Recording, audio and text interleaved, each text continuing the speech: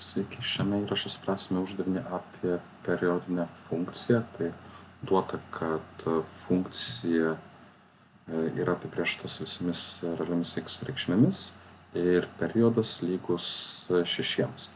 Tai ką tai reiškia? Reiškia, kad funkcija nuo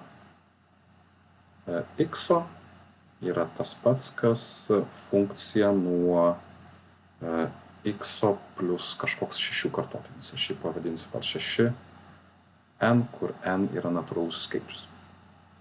Su bet kokiu dideliu skaičiu mes tiesiog galime jį padalinti iš periodo, kas atsitiks, tiesiog funkcija paslinks per tą periodą tiek kartų. Tai dabar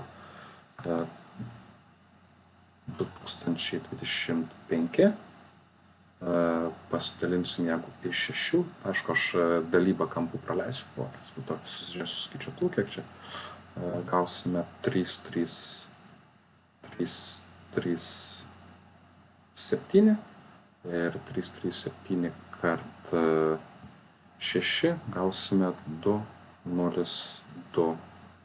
Vadinasi, liekana bus lygi 3. Ką mums tai duoda? Tai duoda, kad funkcija nuo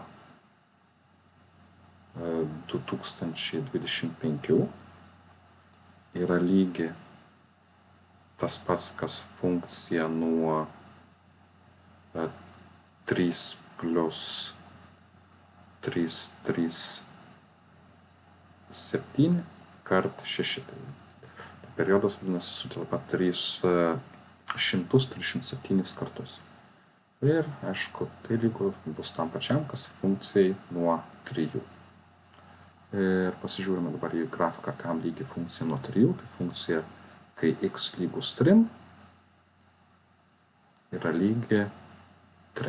Išsirenkame, kad funkcija nuo 2025 yra lygu 3. Tai tiek.